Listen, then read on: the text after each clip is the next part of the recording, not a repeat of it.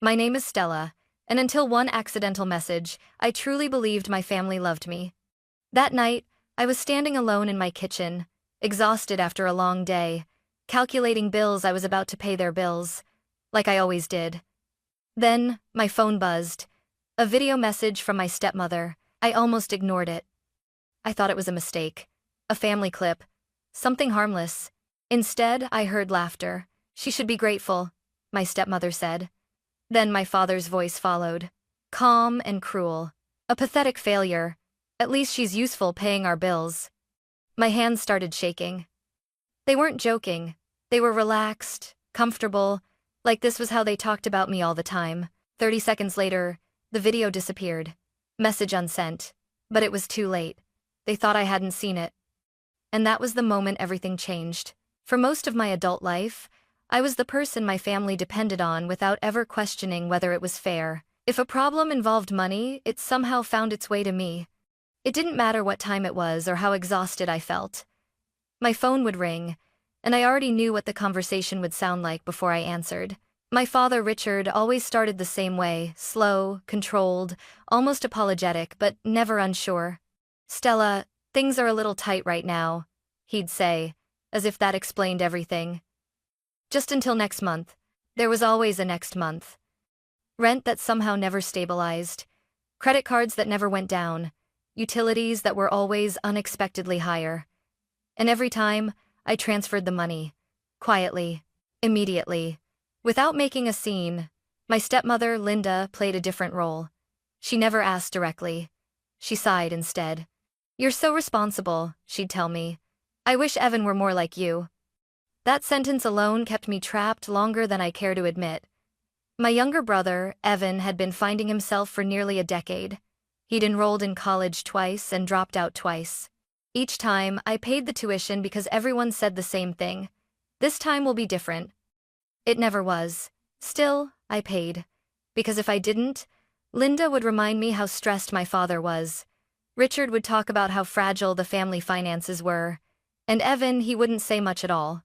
He'd just look uncomfortable, like my money was a burden he didn't enjoy, even as he kept taking it. I told myself I was helping, that I was being a good daughter, a good sister. But the truth was, no one ever asked how I was doing. I worked longer hours than anyone else in my family. I skipped vacations because it wasn't the right time. I said no to things. I wanted new clothes, weekend trips, even medical appointments because there was always something more urgent happening in their lives. And somehow, their emergencies always lined up perfectly with my payday. I noticed things, of course. I wasn't blind. Linda would post photos of new furniture. Richard talked casually about dinners out with friends. Evan had a gym membership he never used, paid for with money that had once been mine. But whenever doubt crept in, I crushed it. "Don't be dramatic. They're family. You're lucky you can help." That word lucky was used against me constantly. "You're lucky you have such a good job," Linda would say. "You're lucky you don't have kids yet," Richard added. "You're lucky you're strong." Evan shrugged once, like it was a compliment. Strong, responsible, reliable. Those labels felt like praise, but they were really expectations. Chains dressed up as virtue, and I wore them proudly. I never raised my voice. I never demanded explanations. I never asked for repayment. I didn't want to be seen as difficult or ungrateful. I didn't want to risk the fragile approval I thought I had earned. Deep down, I believed that if I just kept proving my worth, if I kept showing up with my wallet open and my mouth shut, eventually they would see me differently. Eventually, they would appreciate me. Eventually, they would love me the way I loved them. I didn't realize that to them my silence wasn't kindness. It was permission. The video arrived on an ordinary night. That was the cruel part. It didn't come during an argument or after a fight. There was no warning, no tension in the air. I was standing in my kitchen, barefoot on cold tile, stirring pasta with one hand while scrolling through my phone with the other. My mind was already on autopilot, calculating how much I needed to send that week. Rent, utilities, Evan's temporary expenses. Then my phone buzzed. A video message from Linda. I frowned at the screen. Linda rarely sent videos. She preferred long, carefully worded texts filled with soft emojis and passive reassurance. For a second, I thought she'd sent the wrong thing. Maybe an old family clip. Maybe something she found funny. I didn't think twice before tapping it. The video was shaky, angled toward a kitchen counter, like someone had set a phone down without realizing it was recording. At first, I couldn't even tell what I was supposed to be watching. Then I heard laughter. Not the polite kind. Not the forced, uncomfortable kind. Real laughter. Relaxed. Cruel. Linda's voice came through first, light and amused. "She really thinks we appreciate her," she said, followed by a short laugh. "She should be grateful." I froze. The spoon slipped from my hand and clattered into the sink, but I barely noticed. My entire body felt suddenly heavy, like gravity had doubled. Then my father's voice joined in. "Grateful?" Richard chuckled. "She'd be nothing without us. A pathetic failure." There was no anger in his tone. No hesitation. Just certainty. My heart started pounding so hard I could hear it in my ears. "At least she's good for something," he continued. "Paying our bills." Someone else laughed. "Evan." "She's too soft to say no," he said casually. "Always has been." They all laughed together. I stood there, completely still, my phone trembling in my hand. I kept waiting for the moment where someone would say, "Okay, that's enough," or where the tone would shift and someone would admit it was a joke. It never happened. They weren't whispering. They weren't venting. They were comfortable. This wasn't something said in anger. This was how they talked about me when they felt safe, when they thought I wasn't listening. My name echoed in my head, Stella. They weren't talking about a stranger. They weren't exaggerating for effect. They were talking about me, about the daughter who paid their bills, about the sister who kept their lives afloat. I watched the video until the end without blinking. 30 seconds later, the screen went blank. "This message has been unsent." I stared at the notification, my breath shallow, my hands numb. She realized. Linda had realized what she'd done. For a brief moment, I felt something close to panic. My instincts screamed at me to call her, to confront her, to demand an explanation, to hear her scramble for excuses so I could pretend they mattered, but I didn't. I set my phone down slowly and sank into a chair at the kitchen table. The pasta boiled over, steam filling the room, but I didn't move. The words kept replaying in my head. Pathetic failure. She should be grateful. Too soft to say no. I wanted desperately to believe there was context I was missing. That maybe this was taken out of proportion.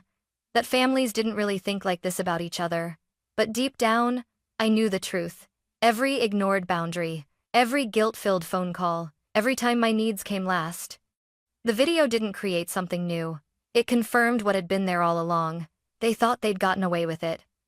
I imagined Linda's panic turning into relief as she convinced herself I hadn't watched it. Maybe she reassured everyone later. "Don't worry. Stella didn't see it. She never checks her messages that fast." They still believed I was the same obedient daughter, the same silent safety net. And that realization did something unexpected. It gave me control, because the next payment was coming up. And this time, things were going to be different. The message came the next morning, right on schedule. The sun was barely up, pale light spilling through my curtains as I stood in my kitchen with a cup of coffee growing cold in my hands. Everything looked the same as it always had: the quiet apartment, the hum of the refrigerator, the familiar calm. But I wasn't the same. My phone buzzed. "Linda." "Good morning, sweetheart. I hope you slept well." I stared at the screen. That alone was unusual. Linda never texted just to check in. There was always a purpose, always a destination she was steering the conversation toward. I waited. Less than 2 minutes later, another message appeared. "Linda. By the way, rent is due tomorrow. Can you send it today?" There it was. No hesitation, no shame, just assumption. I could almost hear her voice, soft, patient, confident that the answer would be yes. It always had been. My fingers hovered over the keyboard, muscle memory already forming the response I'd typed 100 times before. "Of course. No problem.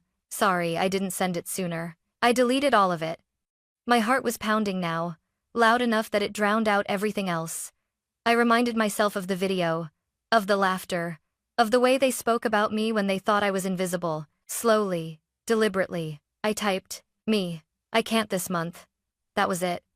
4 words. No apology, no explanation.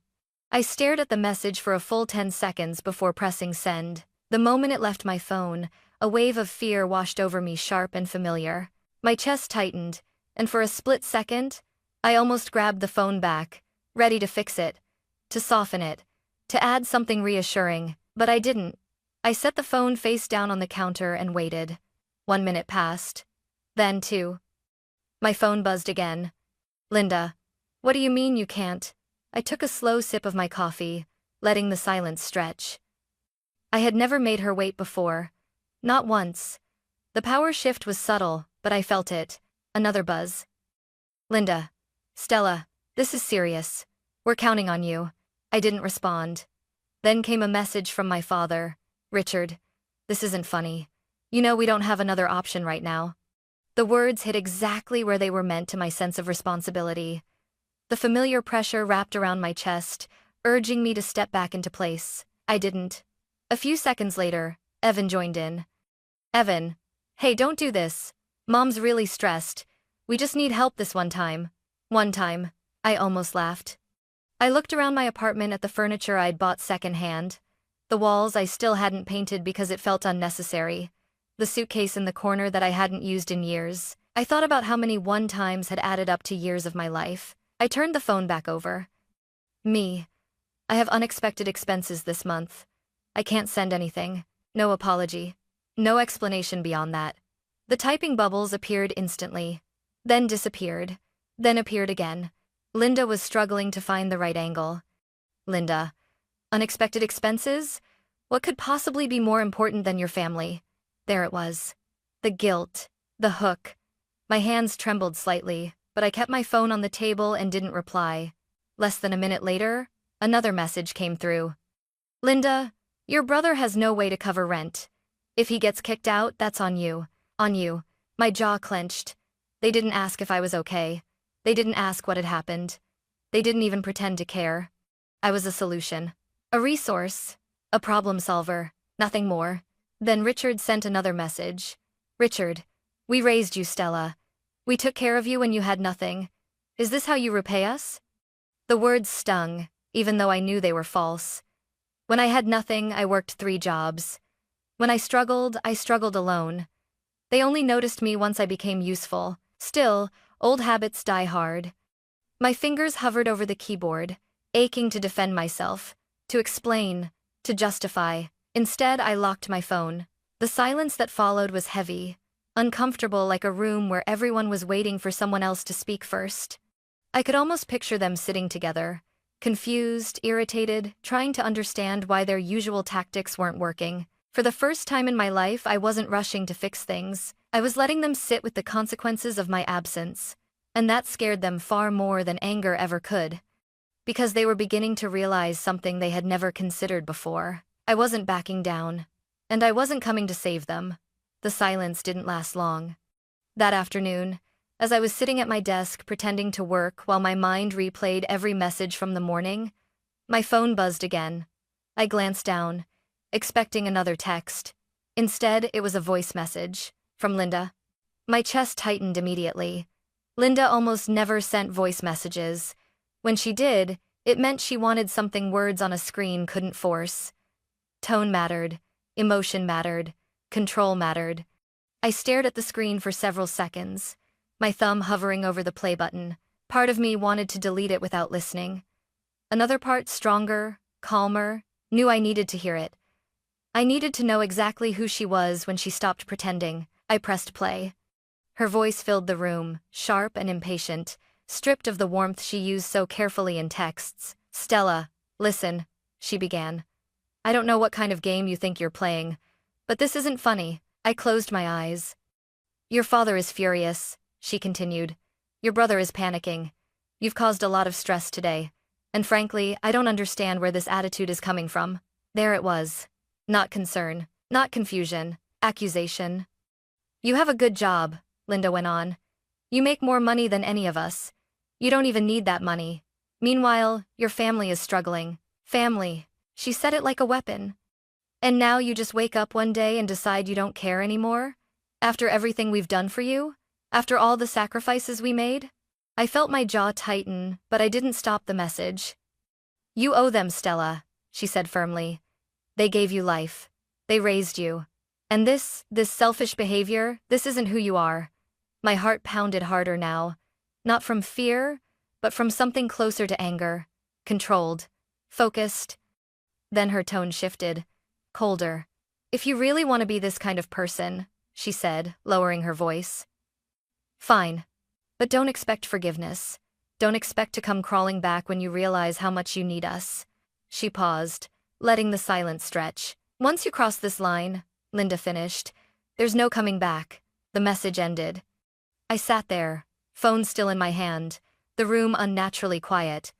My ears rang slightly, like they always did when something heavy settled into place.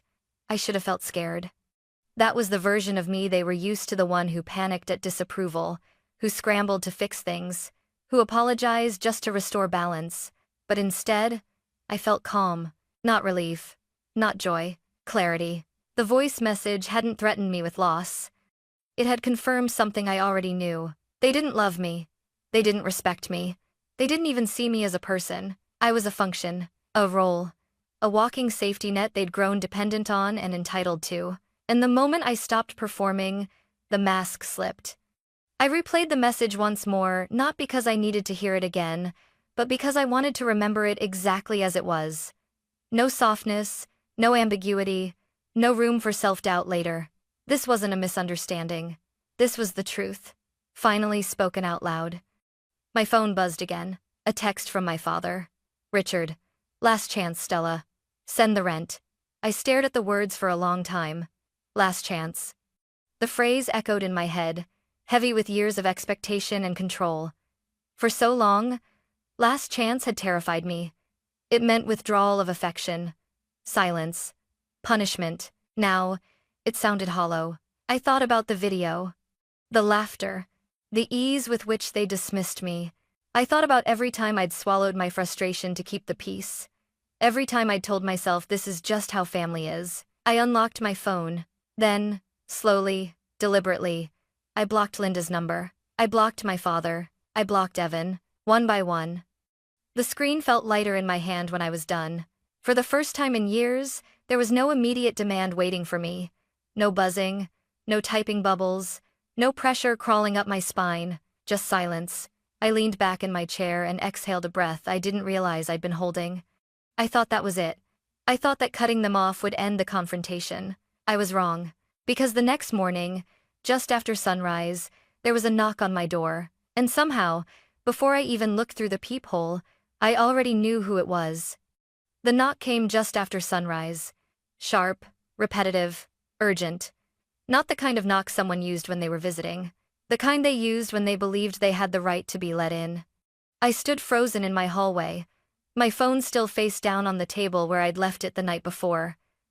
For a moment, I considered not answering. I didn't owe anyone anything anymore. Then the knock came again, louder this time. I walked to the door slowly, my heart pounding, every instinct on edge.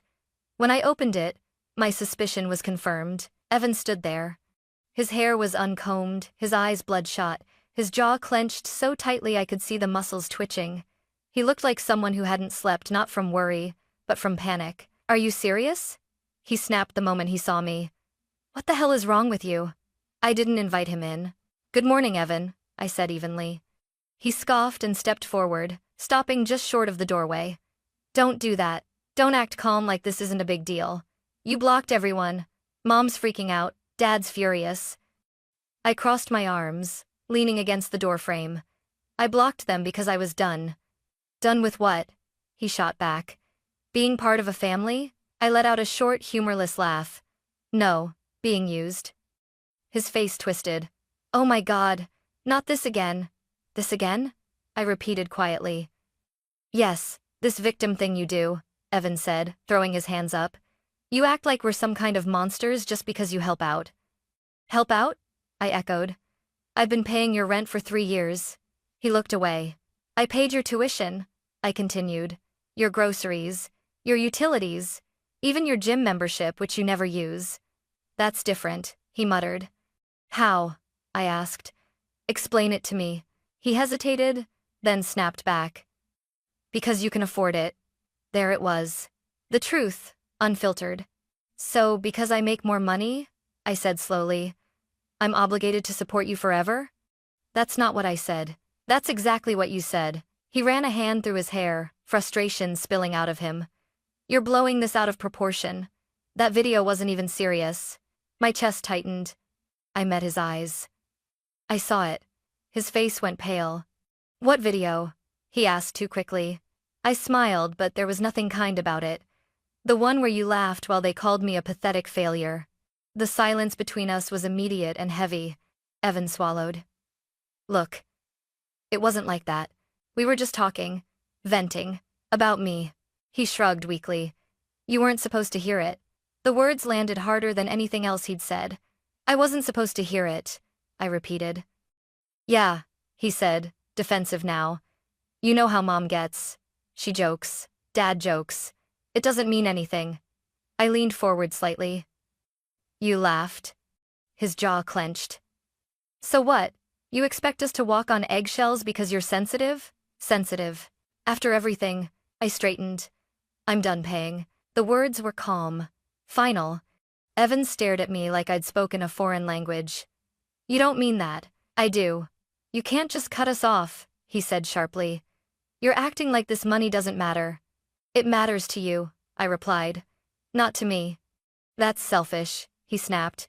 You're selfish. I felt something settle inside me, solid and unmovable. No, I said. I'm choosing myself. His expression darkened. You think you're better than us now? I think I deserve respect. He laughed bitterly. You wouldn't have anything without this family. I stepped aside and gestured toward my apartment. Everything in here? I paid for it. Alone. That shut him up for a second. Then his face hardened. Fine, he said coldly. If you want to be like this, don't expect anyone to forgive you. Don't come crawling back when you realize you're alone. I met his gaze without flinching. I was alone the whole time, I said. I just didn't realize it. For a moment, something flickered in his eyes, uncertainty, maybe even shame. Then it vanished. You'll regret this, he said. I nodded once. No. You will. Henover find to the Kivan tuning. Said it meditaction. Kinkin individer. He turned sharply and walked away without another word. I watched him go, my chest tight but my spine straight. When the door closed behind him, the silence that followed wasn't heavy, it was clean.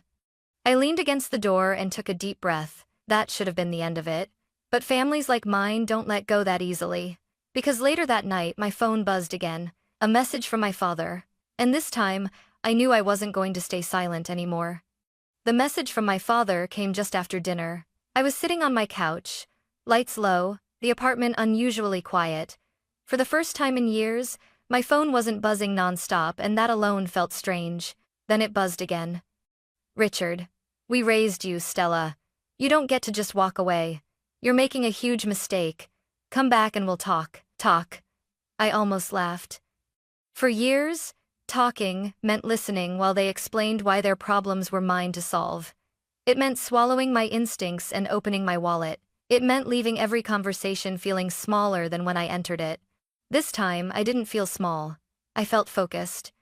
Instead of replying, I stood up and walked to my desk. I opened my laptop and stared at the screen for a long moment, my fingers resting on the keyboard. I wasn't angry anymore. I wasn't panicked. I was deliberate. The first thing I did was open my banking app. Scrolling through years of transactions felt surreal. Transfer after transfer. Rent payments. Utility bills. Tuition deposits. Credit card balances paid down. All labeled vaguely help, family, temporary support. Temporary. I opened a spreadsheet and started organizing everything. Dates, amounts, recipients, purpose. The numbers added up faster than I expected. Thousands turned into tens of thousands. Tens into more. I felt my throat tighten as I realized just how much of my life I'd poured into keeping theirs afloat. But instead of grief, something steadier took its place. Resolve. I remembered something my therapist once told me during a session I almost canceled because I couldn't afford the time. Boundaries without structure are just wishes. So I gave my boundary structure. I called a lawyer the next morning. I didn't dramatize. I didn't exaggerate. I simply explained the situation, years of financial support, Emotional pressure, escalating demands, and now threats when I stopped. She listened carefully. "What you're describing," she said calmly, "is financial exploitation within a family dynamic. The most important thing right now is documentation and clear communication. Clear, professional, final." That afternoon, I drafted an email. I read it over 3 times before sending it, not to soften it, but to remove any trace of guilt from my words. The subject line was simple: financial support termination. I addressed it to my father, my stepmother, and Evan. Then I wrote, "This message is to formally notify you that I am ending all financial support effective immediately. Attached is a record of the payments I have made over the years. This is not a request for repayment. Any further attempts to contact me regarding money, housing, or expenses will be handled through legal channels. This decision is final." I attached the spreadsheet. Every receipt, every transfer, every sacrifice. I hit send. The response was immediate. My phone exploded, with notifications, missed calls, texts, emails, piling up faster than I could read them. I didn't open a single one. For the first time, I wasn't reacting. I was in control. That evening, I logged into the family group chat, the same one they'd used for years to coordinate emergencies and apply pressure. I scrolled back through the messages. "Can you send it today? We're counting on you. Don't let the family down." My hands were steady as I typed. "Stella, you've talked a lot about what you think you've done for me, but you've ignored what I've given up for you. I'm not your safety net anymore. Don't contact me again." Then I left the chat. The silence afterward felt unreal. No one knocked on my door. No one called from a new number. No dramatic apology arrived. Instead, the panic shifted quietly, behind the scenes. I learned later, through a mutual relative, that things unraveled quickly once my money disappeared. Rent notices, overdue bills, arguments they couldn't smooth over with transfers anymore, but I wasn't there to witness it. I was busy rebuilding. I updated my budget. I scheduled appointments I'd been putting off. I slept through the night without anxiety clawing at my chest. For the first time in years, my life felt like it belonged to me. Late one night, I received a final message from Evan from a number I didn't recognize. "Evan, you didn't have to do this. Family sticks together?" I stared at the screen, then deleted it. "Family doesn't drain you dry and call it love." I closed my laptop, turned off my phone, and stood by the window, watching the city lights flicker below. They thought cutting them off would break me. They were wrong. It was the moment I finally stood upright.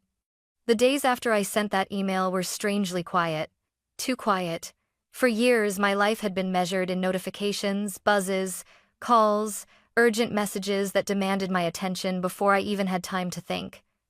Silence used to make me anxious. It felt like something was about to go wrong. This time, the silence felt different. It felt earned. At first, I kept waiting for another explosion. A new threat, a surprise visit, some dramatic attempt to pull me back in.